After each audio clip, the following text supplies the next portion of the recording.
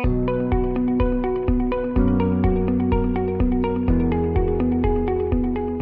outsourcers, and welcome to the first episode of the Outsourcing Oasis podcast. I'm Charles Max Wood, and I'm here with David Hemmett. David, do you want to say hello? We'll introduce ourselves and let people know what this is all about. Hey, Chuck. Thanks for having me. I'm David. I do a lot of outsourcing, and that's what we want to talk about. Resolve Digital helps build, optimize, and maintain e-commerce, SaaS, and other products built on Ruby on Rails. They can help build new applications from scratch, rescue projects in bad shape, provide ongoing development and maintenance for existing projects, augment your existing team with experienced Rails developers. They also specialize in Solidus and Spree commerce solutions. Go check them out at resolve.digital. Yeah, and I'm Charles Max Wood. My friends call me Chuck, so, David called me Chuck. And I've talked to a number of people who have done outsourcing at kind of the corporate level. I run a podcast network, and I wind up outsourcing a bunch of my work as well. So I have folks that work for me in Turkey, Jamaica, Serbia, and the U.S. And so I have a little bit more experience, I guess, on one end than the other. I was a freelancer for 6 years as well. So anyway, we decided to put the show together and talk a little bit more about outsourcing. Very cool. Yeah. I run Blow Coding. We basically focus on helping companies in the U.S. and Canada hire developers abroad. And we have developers in Mexico, Costa Rica, Dominican Republic, Colombia, Peru, and a bunch of other countries I can't remember right now. We've been doing that for a few years also. And I've also been a remote developer working from abroad. So I have experience on both sides of the table. Nice. And it seems like when I talk to people about outsourcing, they tend to get a little bit lost or concerned, or they run into some problems they didn't expect. And so if you're working through an outsourcing company like Blue Coding, it seems to me that you kind of get that expertise where it's like, if you do things this way, or if you communicate in this way, there's a lot of conventional knowledge you're just going to have that you can use to facilitate that for people, right? Yeah, I think that just hiring anybody, especially developers, it's a risky proposition, even if you're hiring them locally, even if they're coming to your office. And so when you're saying, well, we're going to go hire somebody who we've never seen, potentially in another country, and we're not going to be able to check on their work, looking over their shoulder, well, it just feels riskier. And so there's certainly some concerns there. And that's maybe, some of the things we can go through and try to help people figure out. Yeah. The other thing just to keep in mind, you mentioned I won't have the ability to check their work. And in a lot of cases, what we're talking about, at least with my experience as a freelancer, is that I would get hired by people who had no technical background. And so it wasn't that they couldn't go look and see that I was writing code. And they may have even been able to go muddle through it and kind of figure out what some of it did. But they had no idea if I was doing a good job. Yeah. Actually, it's you're right. It's not that they can't check your work. It's that they can't look over their shoulder and see you typing on the keyboard. And so there's just the fact that you have somebody coming in at, 9 to 5 to an office, it makes you feel like they're doing something. They might not be doing anything, but that's, one of the hurdles we have to get around when we're working remotely. Yep, absolutely. But, there are certain advantages, right? If you offshore to certain countries where the cost of living is lower, you can save some money. You may be able to find talent where I have friends that are in like San Francisco Bay Area, and finding talent out there is hard because everybody wants it. And so you've got certain advantages with the outsourcing where, they may even get some work done overnight, and then you can come in the next morning and see progress. And some people like that. So there are things that pay off for people for outsourcing, and it's an option that I think a lot of companies should be considering, but it's not just an automatic, easy thing to do. Yeah, maybe we should talk a little bit about, what outsourcing is and what it's not. And because I think the word outsourcing, generally means let's take a process that we used to do inside our company and hand it off to somebody else. And that's not the context that we generally use it in, or many other people don't. And, when we're talking about outsourcing, lots of people, what they're thinking is, let me hire somebody in another country. It might be for an internal process, right? So I think that's kind of the context that we're looking at. And not so much, let me just hand off this whole piece of my business to somebody else and forget about it. Yeah, I've seen it done both ways. And the one feels a little more like freelancing, right? I'm going to hire a Google Ads expert because I don't know Google Ads versus the outsourcing where it's like, hey, we need 2 more developers to help us build these features in, and they're going to be part of the team. And yeah, so which way do you tend to specialize? So, what we do is we help people hire developers for their team, and we expect them to stay on for the long run. That's Gotcha. our hope, right? Yep. And so in that sense, we're trying to help them become a real part of the team. Sometimes our clients, they have a team in-house. Mm-hmm. Sometimes they're a fully remote company. When they have a team in-house, that's more difficult because it's, we don't want to create like a two different classes, right? And have some people be second-class citizens. When they're fully remote, it's much easier because they already have, the communications in place, the culture in place, and all the tools in place so that everybody can feel like part of the team. Right. The way I communicate with the new person, even if they're in another country, is the same way I communicate with everybody else. Yeah, but that's hard to get around. It's difficult to avoid just walking over to the next office and saying something to the person there and forgetting about the remote guy. Yeah, it is. It's very natural to do that. Yeah. So you walk into the one, and then you have to remember to basically back up your conversation onto Slack or whatever. That's right. So water cooler talk becomes less effective once you have part of the team remote. That's one of the one of the things that's always been said is once you have one remote team member, you have to start treating everybody as if they were remote. Mm-hmm. And that's a difficult step to overcome for a lot of companies. Yeah, I did a contract with a company that about half the team was co-located in Chattanooga, Tennessee. And then the rest of us were located wherever we were, right? So 2 of us were in Utah. 1 of us was in Texas. And what wound up working out well there was that we made the online resources the canonical resources. So if you had a conversation with Joe down the hall, it didn't count until it was in Slack. Interesting. So one thing that we tried to do was we tried to send some of our management positions remote. And that really helped, right? So if once your team leader is remote, then everything has to be remote, basically. Yeah. So that's another way of approaching that. Yeah, absolutely. Because then they're motivated to solve their own problems, and they wind up solving the team's problems too. Yeah, that's right. And the other thing is you can't just have a water cooler conversation with your boss and then forget to tell the rest of the team. Mm-hmm. It just kind of has to be done over Slack or whatever tool you're using. So you mentioned earlier, it was interesting, some of the reasons why people outsource. And in my mind, there's 3, right? So one is cost. Yeah.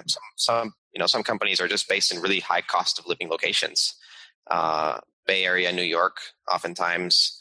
I live in Salt Lake City, and even there, the relative cost of a developer here versus in some areas of Asia or South America or Central America, I mean, it's still quite a bit cheaper to hire somebody from there. Yeah, even within the U.S., there's parts of the U.S. that are just lower cost of living. Mm-hmm. And so one of them is cost. Maybe I have X dollars. How big can my team be with that budget? Right. Another thing we find is just access to talent, which is one of the ones you mentioned earlier. So I'm in New York. I'm competing with every other local company, and everybody's got more funds than I do, more capital than I do. So that's a challenge. And then we've seen some companies really leverage this and say, we want to have a 24-hour team, right? And they'll have a team in the US, a team in Europe, and a team in Asia. And that way they have people working around the clock. So those are like some of the three main reasons that we've seen. And then it's also attached to some of the same challenges, right? Right. Thinking about the 24-hour around the clock work, that's one of the main complaints we hear about outsourcing. We tried a team in India, and I had to stay up all night. I actually have experience with that. My first job out of college, we worked with a QA team in India, and the options for meeting were either we came in at 6 a.m. or they did. And we stayed out, and the other end of it was, and they stayed after work till 6 p.m. Yeah, at some point I was doing some consulting for a firm out of Boston, and so they had a team that was working, business hours Eastern time. I was stepping in at around 8 p.m. Eastern until 12 at midnight Eastern. And then they had a team in India taking over from 12 until the morning. And I remember, I would write code, and then the next day I'd come back, and it was all different. And I ended up, writing comments in my code saying, David wrote this, don't change it until the morning, please. There wasn't good communication. And so that's one of the pains in outsourcing and hiring in different time zones. And it's one of the challenges that you need to kind of overcome to be able to take advantage of this. Right. Yeah. Do you ever run into anything with like language barriers and things like that? Yeah, for sure. So I think there's two other challenges that I can think of. One is language barrier. The other one is just work culture differences, right? And so language barrier, that's pretty simple. Accents are different. Even in English-speaking countries, accents are different across the world. And so, there's some of the Caribbean islands, I would have trouble understanding their accents unless I had a while talking to them. And that one of the things that's interesting is, especially if you have client-facing roles, English accents become a major concern. And the other one is, I mentioned, is work culture. And so I think that each country has kind of its own little work culture. And in some countries, you're expected to, all right, countries and, even within companies, each company has its own little work culture. Some are very, very straightforward, speak up, raise your hand, speak your mind. Other ones are just do what the boss says. And if you're not aware of those differences, then you're going to have a bad time. Yeah, true. And I've stepped in it both ways with companies that I've worked at just because they expected it one way or the other. Yeah. Well, I think that's one of the main things around getting work done, especially in development in general. I was working with a vendor of ours last week, and I asked him to do some work for us. And he came back and sent me an invoice, and I wasn't very happy with the result. And I realized that what was happening was that he hadn't communicated the way I expected. So, I expected him to come up and say, this is a timeline. This is what you can expect from me. This is when you're going to get your invoices. And he kind of thought this was an hourly gig and just went off to work his hours and come back and expected to be paid. And it was all a matter of just setting up expectations right at the beginning. And so I think that is increased tenfold if you're working with somebody who you can't go and, have a coffee with and walk this over through. So if you're just talking on Slack, well, that's a little bit tough. Yep, absolutely. I run into some of that too sometimes with podcast sponsors. And again, really? It's just because, they expected one thing and they got another, whether it's the output that they got, so they didn't get as many leads as they expected, or sometimes I didn't communicate clearly enough, like when their ad would appear in the episode or things like that. And so they'd be frustrated because, they expected one thing and they didn't see it. And in reality, one of us misunderstood the other or didn't communicate clearly enough. And it happens all the time. And a lot of times, what happens is we'll wind up on a Zoom call like this and we'll have that conversation. We'll be like, hey, so what's going on? And it's like, okay. And once we can talk through it, voice to voice, face to face, then we tend to be able to get around it. Are you stuck at home climbing the walls when you should be hanging out with the community at the latest conference to get canceled?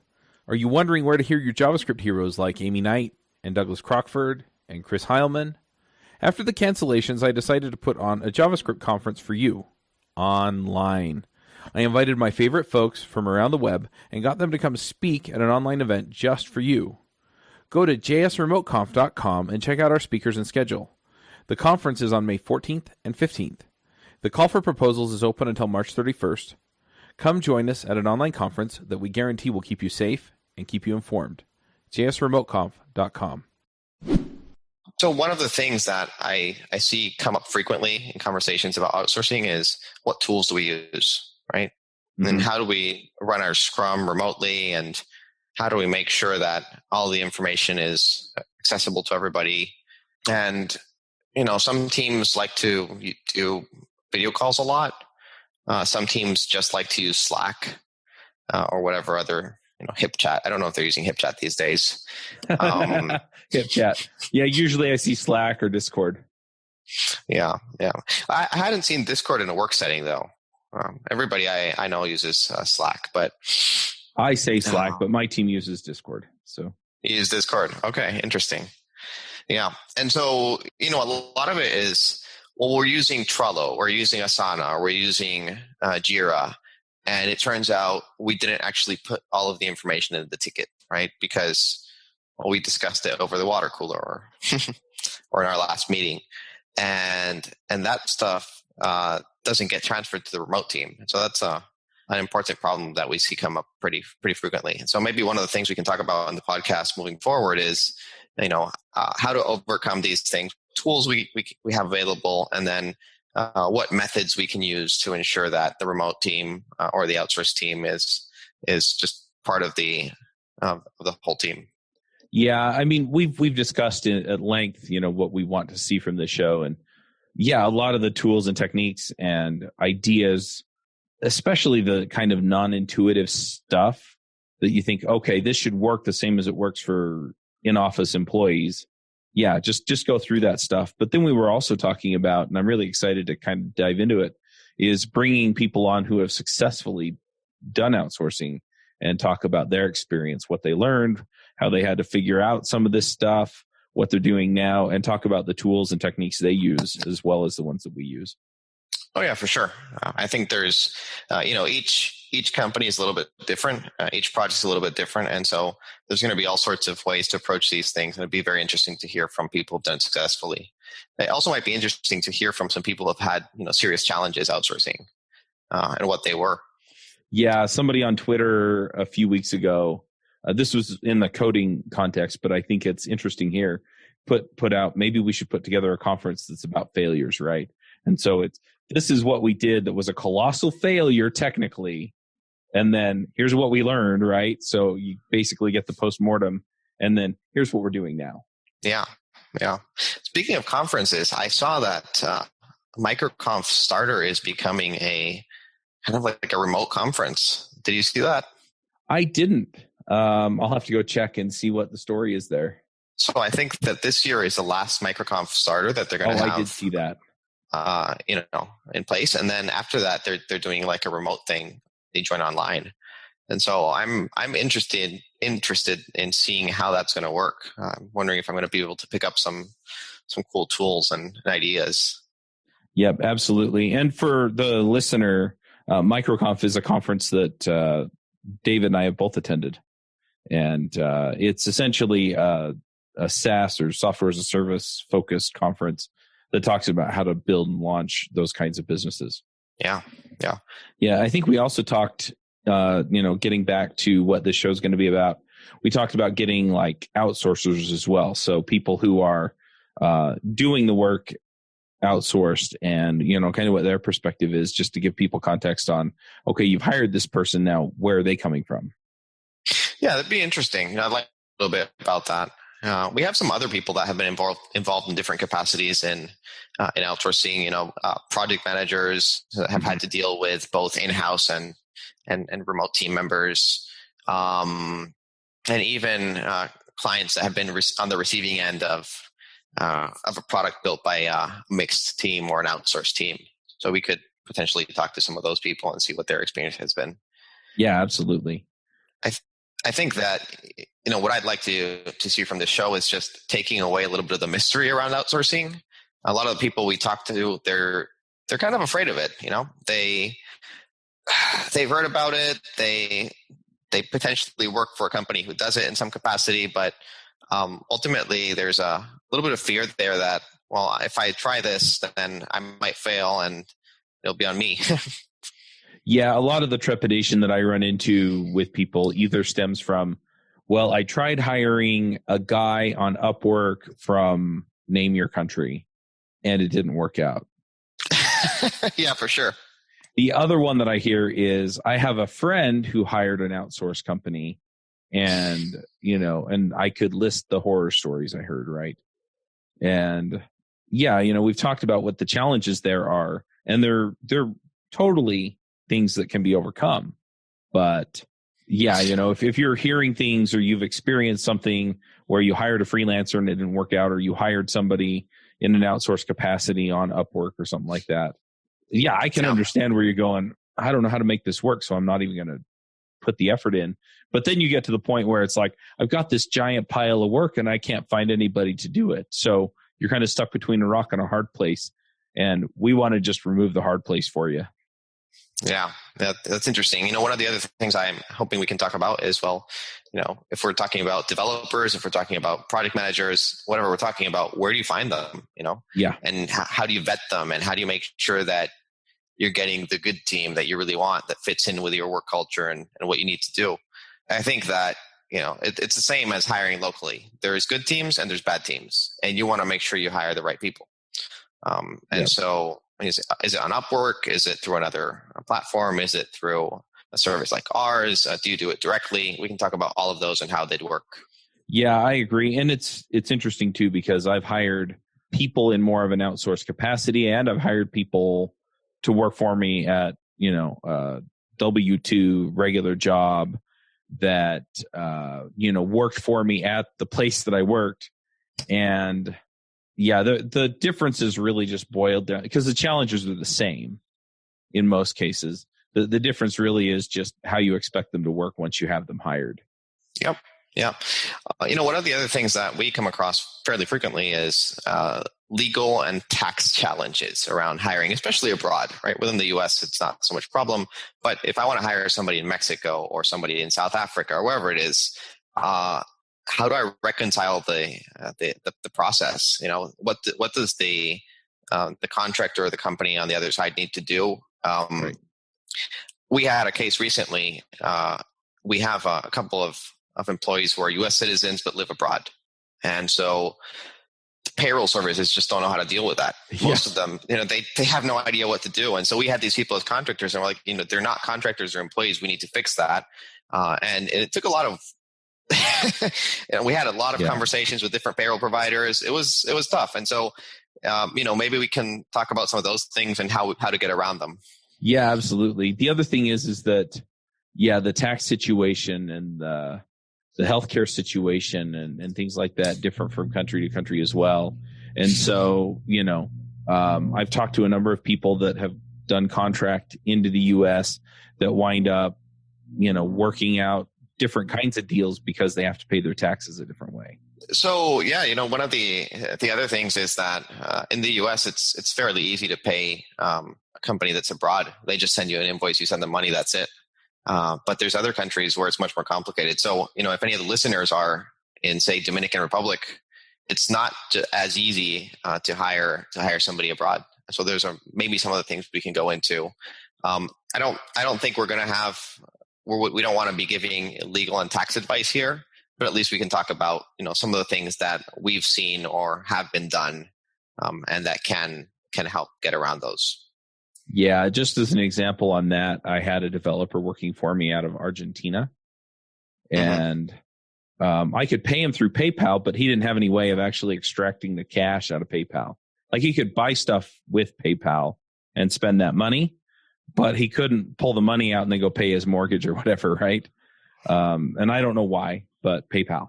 And so then we switched over to some other service. And essentially what it was I would wire money out of my account and he would go pick up cash at some like Western Union kind of thing. Yeah. And that worked for a while. And then that got shut down. So then we switched to another service that had some, I don't know what they were doing, but it made it so we could send him money. And that turned out to be just hassle after hassle getting him paid.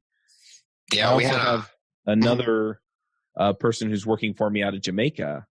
And I was paying her through Bill.com, but Bill.com made, it was expensive. And so I switched and I told her to set up through Payoneer. And it turns out that for whatever reason, Payoneer won't validate her account because of where she's at.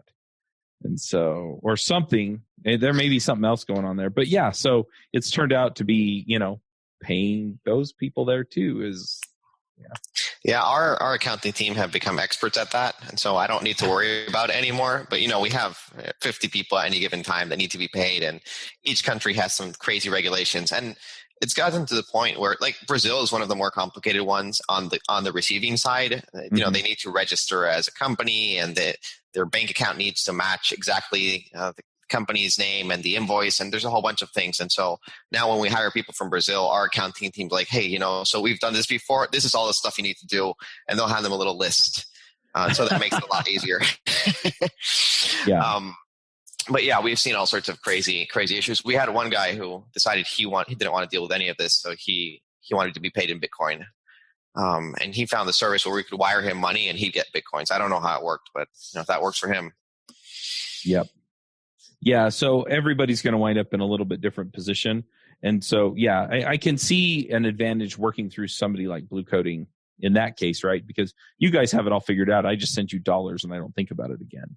Right. We have a Florida LLC and you can we'll send you an invoice and you can pay us with your credit card or whatever and be done with it. But there's different ways of approaching it. And so that's basically what we want to talk about on this show. Yeah. So essentially what we're looking to do, if you haven't figured it out, is just talk to people and talk to each other and talk through the issues that are going to remove the roadblocks for you so that you can take advantage of outsourcing without all of the headaches. Yeah, I think that summarizes it pretty well. Yeah. And so, you notice that I opened at the beginning of the show with outsourcers. And so we're going to teach you the arcane art of outsourcery. Outsourcery, yep. It's pretty funny. So I'm hoping we can get some pretty interesting guests on. I have a few people that I've spoken to that have either been on the hiring end or on the working end or, somehow involved in outsourcing. And I think we have an interesting lineup that we can talk to. I'm sure you've reached out to a couple of people too. So. Yep, absolutely. So I guess as we're wrapping this up, are there good resources for people to go to get information about this, David? Yeah, for sure. They can reach out to me for starters. I'm always happy to walk people through what outsourcing looks like in their situation. So if anybody wants to have a call, they don't have to hire us. We're happy to have a conversation. Aside from that, well, I guess Google. I don't really have any books or anything I can recommend. Yeah, that's one thing, just looking at resources. I haven't found any really good ones that get you through the process. So maybe we should start putting those together. Yeah, we should. We definitely should. And I'm also really just loving the idea of talking through this stuff and going, you know what, this is going to get you. I mean, even if it doesn't get people all the way there, if it's an 80% solution and they can kind of figure out the other 20% for, well, we're outsourcing to Russia and you haven't talked about that. So the other 20% is whatever Russia's deal is, at least we can, close the gap for them a bit. Yeah, I think that's a good idea. Every situation is unique, but we can probably, from our experience and from the experience of the people we're going to be interviewing, bring in a good amount of resources that can help you in your particular situation. Yep, absolutely. And if you have questions, when you listen to this episode, just go to the website and leave a comment. Oh, what about this? Or I'm really struggling with this. Or, just open up the possibilities for us so that we're like, oh, we could really help this person with this issue. Because I guarantee you're not the only one. And we're happy to lend some expertise or, find somebody who can speak directly to that issue if it's, an area of the world or something that we just haven't dealt with. Yeah, for sure. If you guys want to reach out to me directly, you can reach me at david@bluecoding.com. I'll be happy to try to open up some time and talk to you if you have any particular issues. But if it's something that might be useful to everybody, then we can probably just bring it onto the show. Yep, absolutely. All right. Well, let's go ahead and wrap this up. Looking forward to diving into some of this stuff over the next few weeks. But let's wrap it up. That sounds good. Thanks so much for setting this up, Charles. Yeah, no problem. Max out, everybody.